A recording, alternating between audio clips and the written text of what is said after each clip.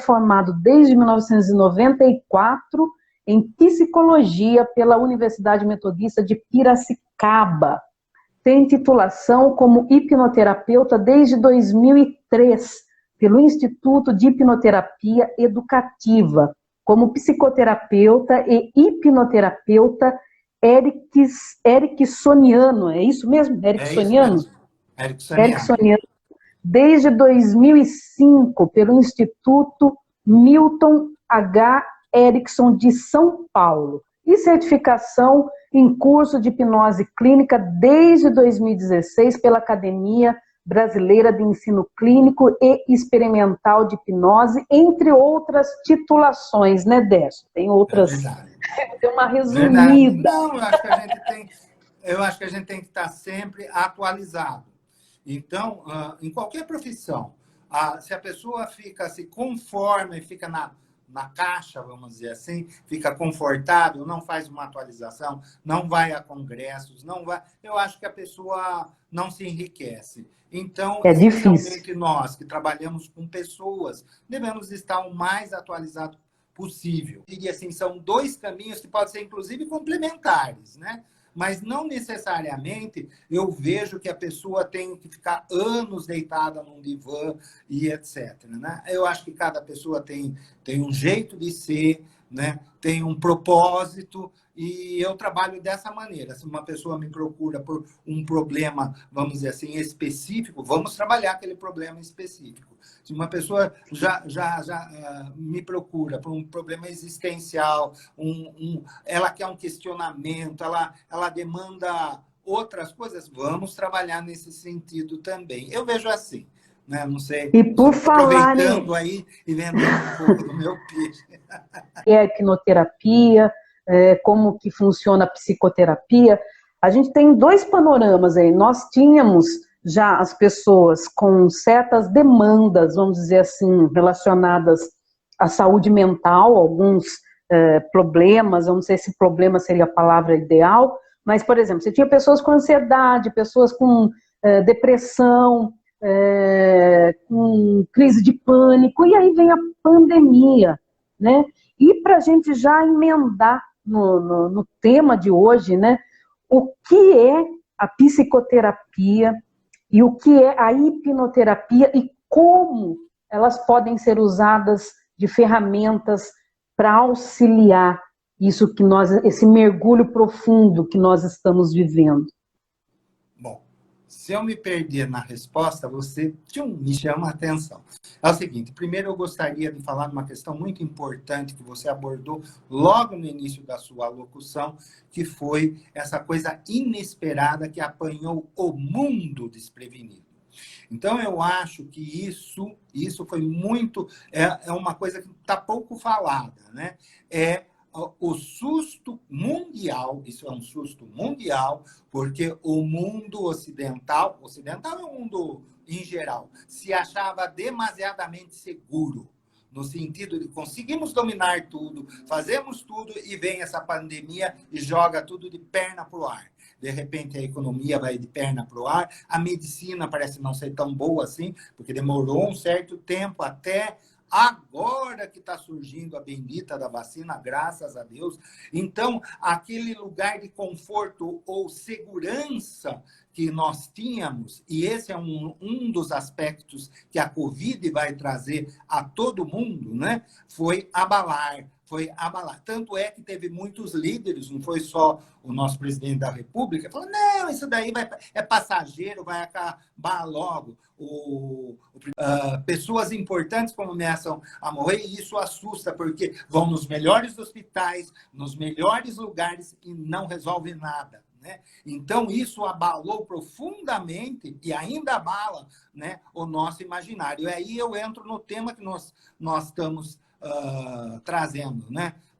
Eu acho que o principal, nós mexemos com uma coisa que é importantíssima no ser humano, que é chamado medo. O medo é uma coisa que nos imobiliza, que nos atrapalha, que nos vamos dizer assim, que nos sufoca. Então, tem medos vamos dizer assim, simples, né? Do dia a dia e etc. Mas esse medo social que a Covid traz, né? Ele exacerba, como você pontuou na sua pergunta, né? Certas as pessoas que estão com depressão, a pessoa que toma ansiedade, e isso vai exacerbar. E aquelas, eu diria, que aquilo está meio incubado, vai trazer à tona. Não é verdade? Foi isso que aconteceu, né? Então, nós tivemos, de repente, não sei se eu estou indo em direção à sua pergunta, pessoas ditas, vamos dizer assim, normais, todos nós, né? Que, de repente, não puderam enterrar seu ente querido. É uma mulher que perdeu um marido, né? E foi lá meio que escondida, não fez o que nós chamamos o velório. E o velório é uma coisa importantíssima para nós darmos o início ao luto. Então, muitas pessoas... Nem iniciaram o eu não luto, sei, nem mas iniciaram esse luto. Não, é difícil. Eu recebi no consultório pessoas, né, que estavam assim, desesperadas porque não podia mais abraçar a mãe, né? Porque a pessoa, vamos dizer assim, teve os sintomas leves da Covid, né? E por isso também foi me procurar, porque isso abalou a pessoa. Mas uma das coisas que falava, eu não posso ir lá na casa da minha mãe, porque se eu for lá eu posso transmitir, né? As pessoas, vamos dizer assim, mais lúcidas, né? Mais claras que vêm. Então, perceba, vem outros medos, outros sentimentos de culpa, né? Pessoas que estão no asilo, por exemplo, ficam muito assustadas. Os profissionais que trabalham no asilo, né? No asilo, na casa, naquela casa que está dando para o idoso, né? Todo um respaldo para a vida dele. Esses profissionais, no começo, eles não sabiam como é que eu devo me comportar, né? Como é que nós vamos agir, né? Como é que nós vamos agir entre a gente aqui? Nós tivemos notícias terríveis, especialmente vindas da Inglaterra, da França e etc., que às vezes pessoas que estavam no asilo foi todo mundo, né? Então, tudo isso, né, afeta-nos, né? Afeta-nos e Desestabiliza. essas questões. Desestabiliza. É isso, Décio, desestabiliza. Desestabilizou muito. Não desestabilizou somente a economia, porque a economia a gente vê aí, né? Ela desestabiliza aquilo que nós procuramos ter. Todos nós procuramos o quê? Segurança. Então, eu trabalho para ter segurança. Eu quero ter uma casa para ter segurança, né? Então, isso tudo ela vem e delapida, ela corta, né? Ela dá uma rasteira. A Covid fez isso, né? Ela deu uma rasteira em tudo aquilo que a gente achava que estava normal e etc. Que estava no lugar, tudo no lugarzinho, né? Estava tudo certo. Os 50% aí depende, ela tem lá as regras, eu não sei de cor, né, de como vai. Você não pode ir num culto religioso, você não pode entrar na igreja ou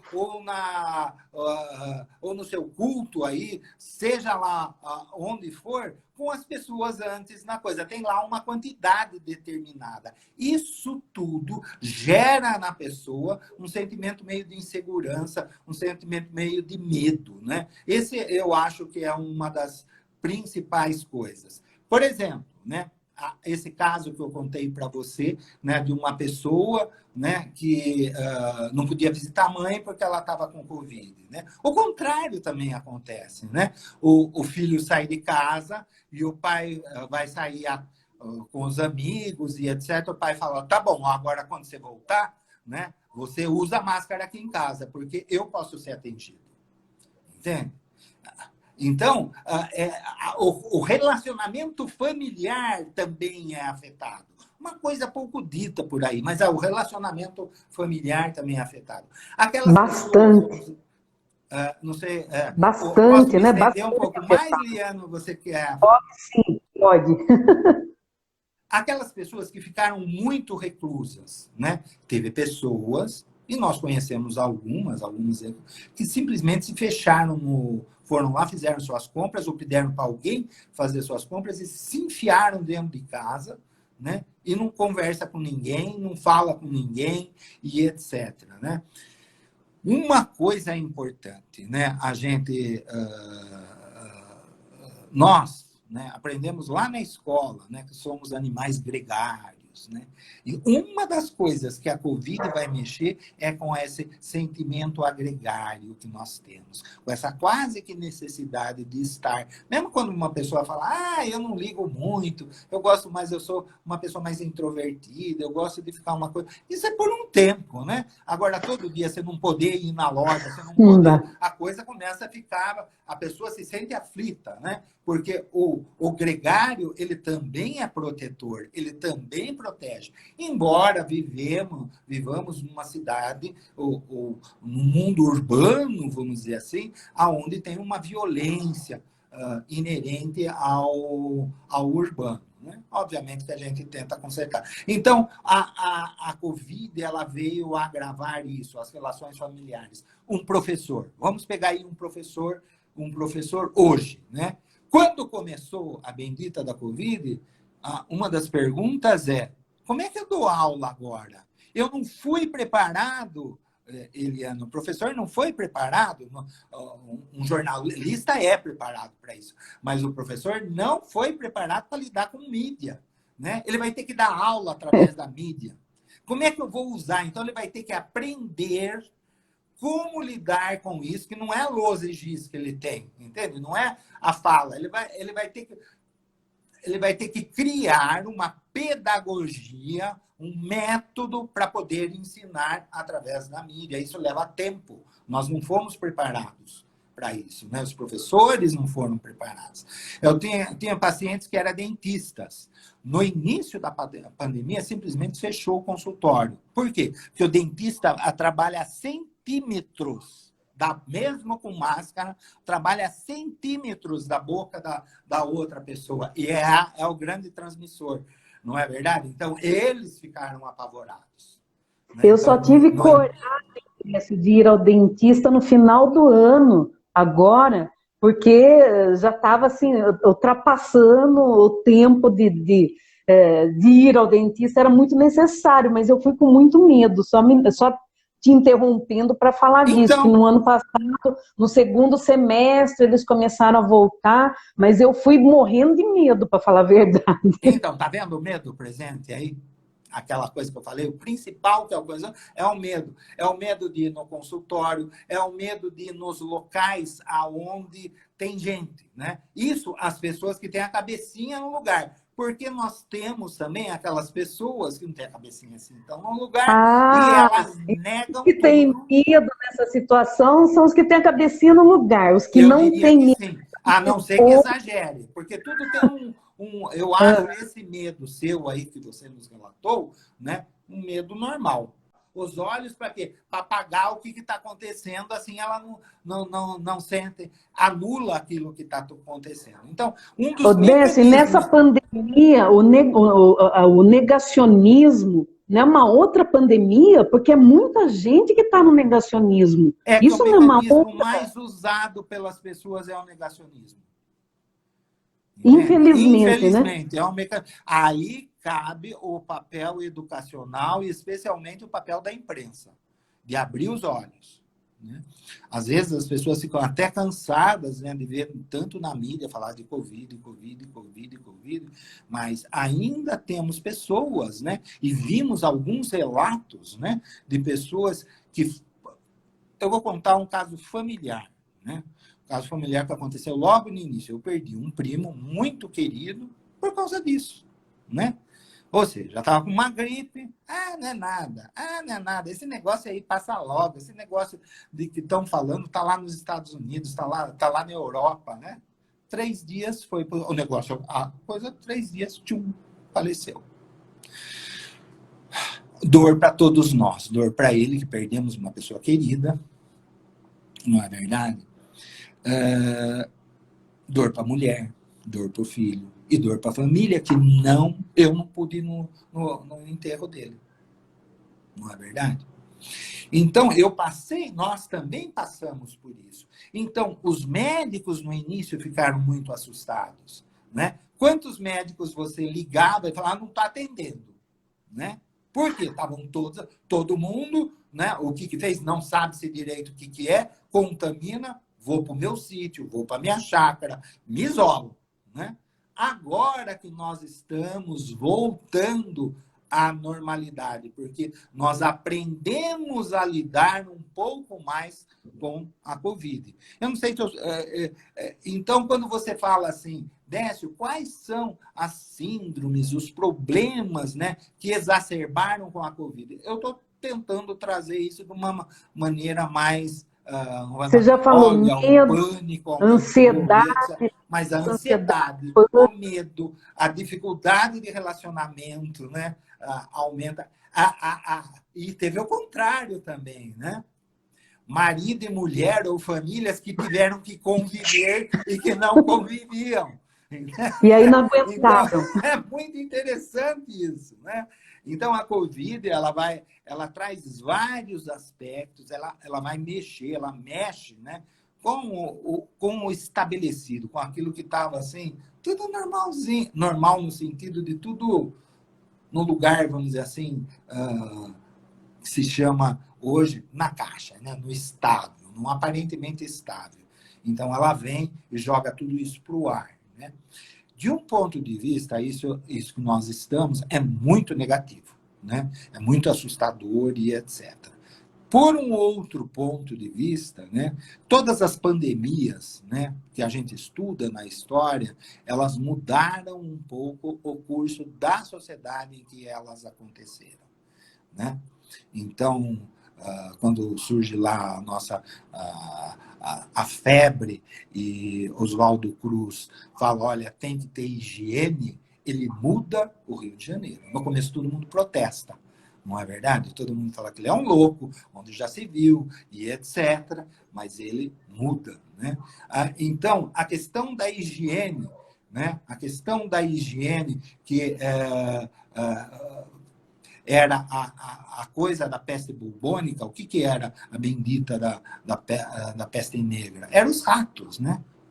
Não eram as pessoas que tinham maus pensamentos ou não tinham fé. Não era isso que estava acontecendo. Né? Naquela época não se sabia. Depois que se descobriu, né, que era o ratinho. Então, em vez de preocupar de isolar as pessoas, né, esqueceram de matar os ratinhos, né? Por isso que demorou tanto tempo. Não foram na causa, né? Não foram na causa, porque nem sabiam dela. Né? Hoje nós temos, felizmente, o conhecimento. Só que o conhecimento, né, esse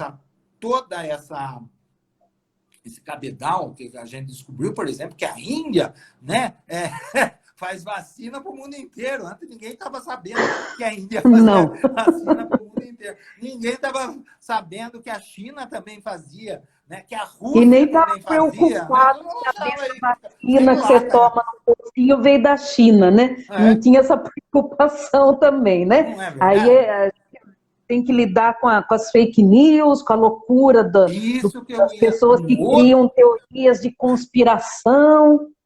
Então, eu acho que você tocou num ponto agora que é uma dificuldade assim que nós estamos enfrentando, que é o bendito da falsa notícia. O que é uma fake news? É uma notícia falsa. Né? E ela está aí pelo WhatsApp, está pelo Facebook, está aí pelas mídias sociais, as carradas. Né? E uma das coisas que eu acho que nós temos que ter cuidado com essa Covid é aprender a escolher a informação. Saber da onde vem a boa informação. A informação consistente. Senão nós vamos... A pessoa vai começar a achar que, como eu vi numa determinada mídia, né, que você passar determinado óleo no umbigo cura a Covid, né? Ou seja, você tem que... O mesmo critério... Chazinho. Não sou contra chá e nem contra óleo, né?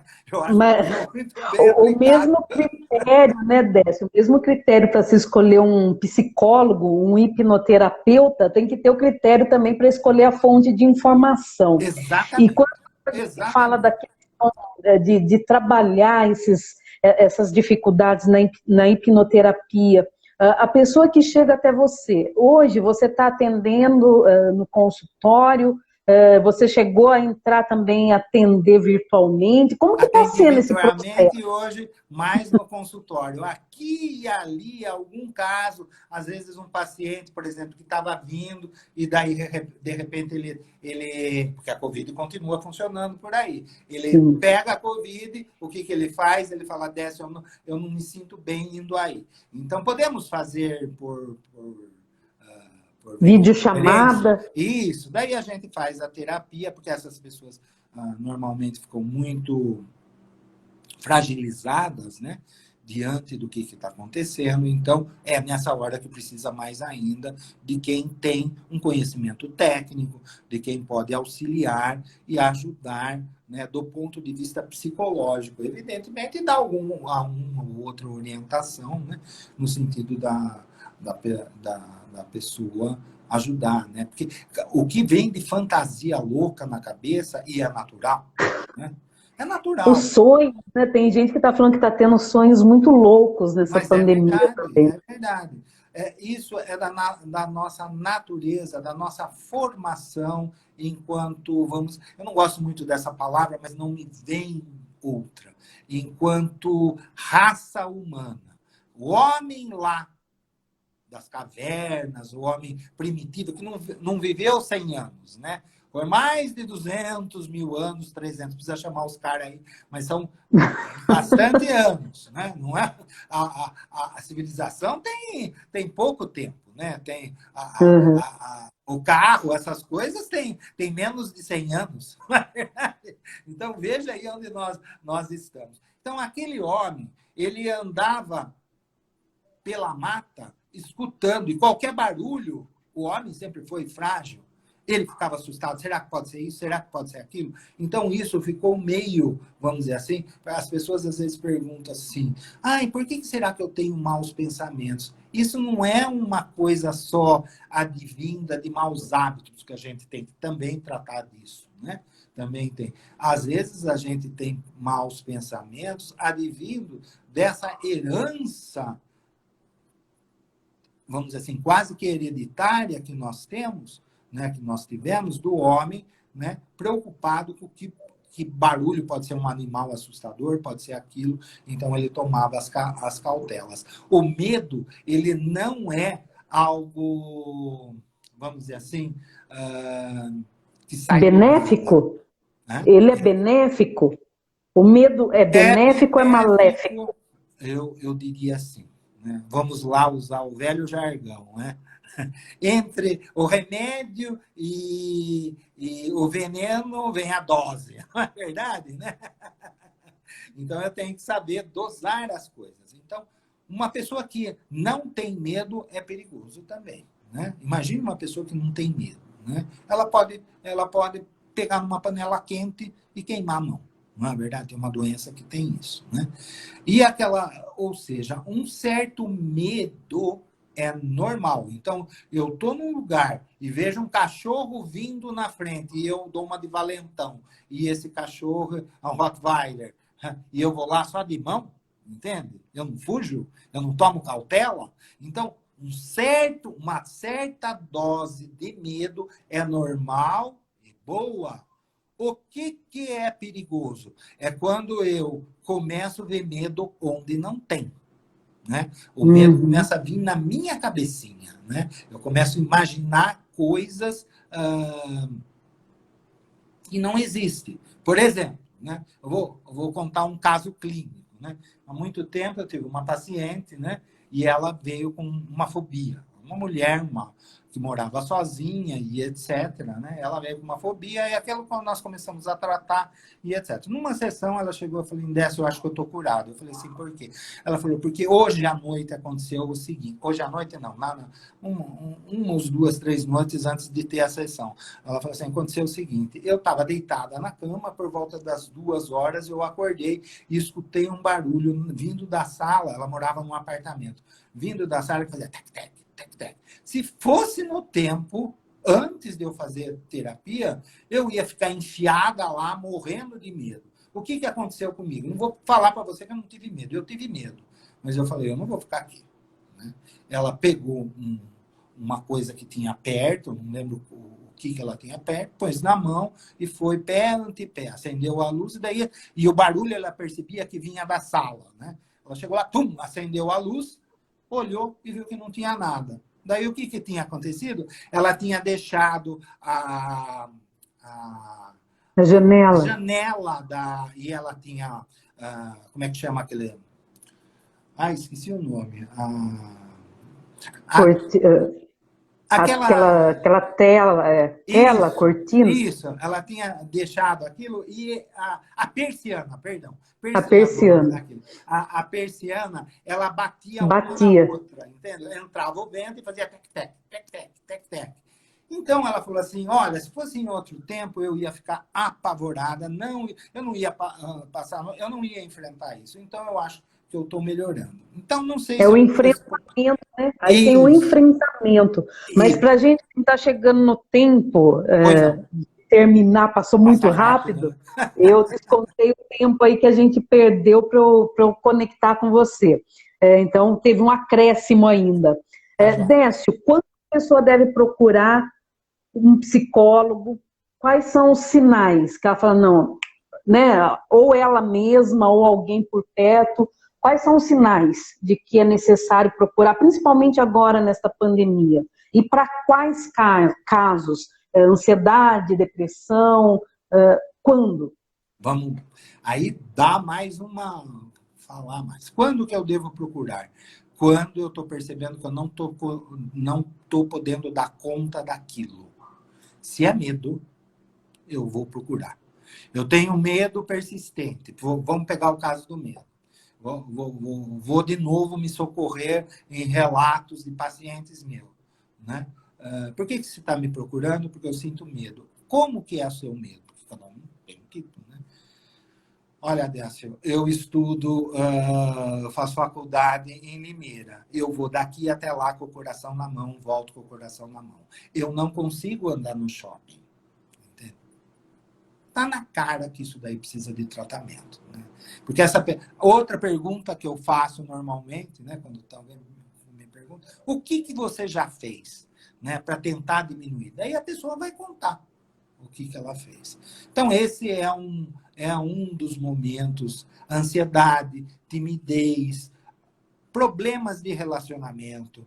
Muitos casos vêm de problemas de relacionamento, especialmente problemas amorosos. As pessoas têm ou o coração meio estraçalhado, porque não deu certo determinado relacionamento, e daí elas caem numa espécie de uma depressão, procurando às vezes o erro nela, e às vezes não está nela, né? Às vezes está no relacionamento, etc. Aí vai ser uma coisa de terapia. Né? Que a gente vai investigar e ver o que é. Porque nada tem muita fórmula, não.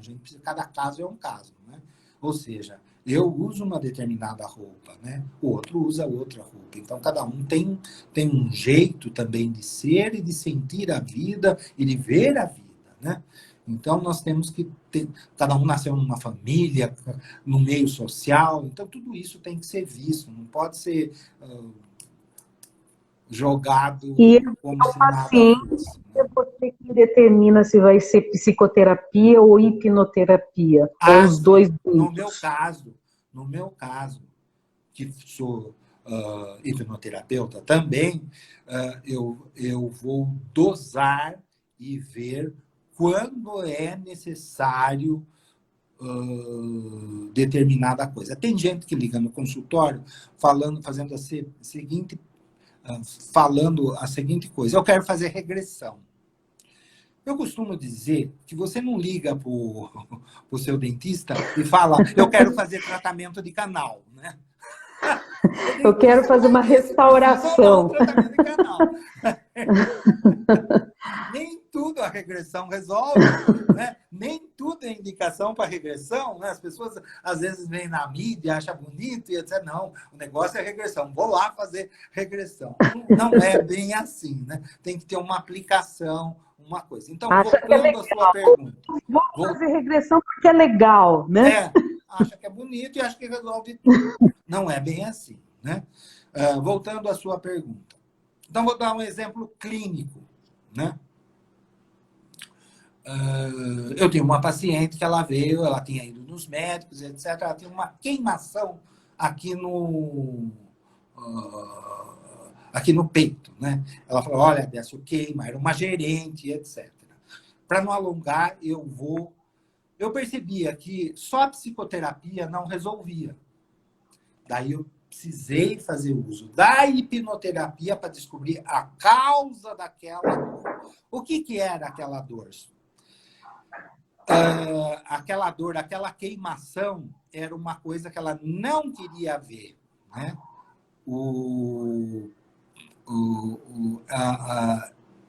Antes de eu começar o tratamento, uma das perguntas que eu fiz é: você é casada, Su? Você tem filhos? Tem. Quantos filhos você tem? Daí ela contou e disse: como é que está seu casamento? Não, está bem, está lindo, maravilhoso. Meu marido nos dá muito bem. Quando foi feita a hipnose, descobriu-se, o inconsciente dela mostrou que ela estava sofrendo por causa do casamento. Daí eu pedi para ela: olha, por favor, peça para o seu marido vir para uma sessão, eu preciso falar com ele. Ele chega, a primeira coisa que ele diz é o seguinte: a minha mulher está forte. Eu pergunto, forte para quê? Né? Ele falou, eu quero me separar dela, só que ela é uma pessoa muito preciosa na minha vida, ela me ajudou, ela foi uma companheira e eu não quero, eu sei que ela gosta muito de mim, então eu queria saber se ela está preparada para isso. Eu falei, não está. Entende? Vamos esperar uns 3 meses aí que eu vou prepará-la para a separação. Quer dizer, tinha uma causa oculta ali, né? Tinha uma causa oculta. Oculta que na hipnose ela trouxe. Entende? Hipnotizada, ela trouxe. Né? Na e até que fase é feita a hipnose? Eu estou tentando encerrar com você, mas o assunto é muito bom. Então, eu extrapolei o tempo. Até que fase a gente faz a hipnose? Como assim? Fase? Não entendi. Até que ponto vai? Eu me lembro que eu cheguei à fase da infância nas sessões de hipnose. Até qual fase é possível? Útero? Existe isso? Chegar na fase... Aí você vai entrar num terreno polêmico entre nós, hipnoterapeutas, e o Conselho Regional de Psicologia. Né? Do ponto de vista, vamos lá, do ponto de vista neurológico, né? Você faz uma regressão, do ponto de vista neurológico, você faz uma regressão e você consegue ir até regressão. Olha a palavra que eu estou dizendo. O que é regressão? Vamos entender o que é regressão. Regressão, eu revivo aquilo. Então, a pessoa começa a fazer uma regressão, ela está lá com 7 anos, ela fala igual uma menininha de 7 anos. Ela não vai falar como um adulto de 27, 28 anos. Aí ela está regredida mesmo. Eu vou lá para 3 anos, ela balbucia. Entende? Eu chego lá em 1 ano, ela não fala mais. Entende? Então não dá para ir mais. Isso é regressão. O que é hipermnésia? Que é o que normalmente acontece e as pessoas chamam de regressão. É uma lembrança forte do passado. Então, se o meu cérebro tem capacidade de registrar a lembrança, eu posso lembrar daquilo, mas não reviver. Não sei se você está percebendo a diferença entre um e outro. Então, até o ponto... Então, a hipermnésia, ela consegue ir até o útero, como você queira dizer. Porque tem os registros lá. Né? Tem as lembranças, a memória, ela registra isso. Mas a famosa regressão, do ponto de vista neurológico, daí nós vamos entrar numa coisa complicadíssima que é a espiritualidade. Né? E tem uma questão espiritual aí envolvida. Né? Então, entra lá na questão da teoria das vidas passadas. Né? E o Conselho Regional de Psicologia, ele não vê com bons olhos a famosa e eu não estou aqui de maneira alguma, Sim. né, querendo, estou dando a posição do Conselho Regional de Psicologia. Não vê com bons olhos a questão da teoria, a teoria de vidas passadas, né, o tratamento através de vidas passadas. O que eu digo, né, o que eu coloco, né? Se acontece alguma manifestação, eu trato. Se chega alguém, ela está com problema, entra em hipnose, de repente vem um treco que arremete no imaginário dela, ou se há isso mesmo, né, arremete a outra vida, eu trato. Eu pego e trato. Eu não pedi posso para me você. furtar, não é verdade? Vou me abster disso, não estou vendo, né? Isso, não, eu trato. Né? Que aí, em vez de você ajudar o paciente, você vai largar ele lá com abacaxi na mão, né? Exatamente. Este foi o problema, um dos problemas que ocorreram com a hipnose no início do século XIX, ou final do século XIX, melhor dizendo, né? Lá com Charcot e etc. O que eles faziam? Eles hipnotizavam as pessoas e procuravam, vamos dizer assim, reviver a causa. Tudo bem, você lembra. Mas é a mesma coisa que você ter uma doença, Eliana, abrir lá o estômago e ver que o estômago está, vamos dizer assim, tá necrosado, está com alguma coisa. Aí você pega e tapa. Né? Você não trata. Vai resolver. É por isso que dava, às vezes, não funcionava a hipnose. Milton Erickson, por isso que eu sou um terapeuta ericksoniano, ele vai pegar a hipnose e vai trazer para a atualidade, né? E vai ensinar como tratar hipnoterapia, fazer terapia através da hipnose. Como que nós devemos usar a hipnose de maneira terapêutica, e não só lembrar, reviver alguma coisa e tapar o negócio lá. Ele volta, não foi tratado. Gente, e funciona. Eu chamei você justamente porque eu fiz um tempo, eu não lembro se foram 5 ou 6 meses, né, de terapia, mas eu tinha duas opções. Ou eu tomava tarja preta, ou eu ia para o psicólogo. Eu, Eliana, escolhi para o psicólogo, né? Não criticando quem faz uso, porque há necessidade, enfim, né? Cada caso é um. Mas eu falei, não, eu quero tratar a causa.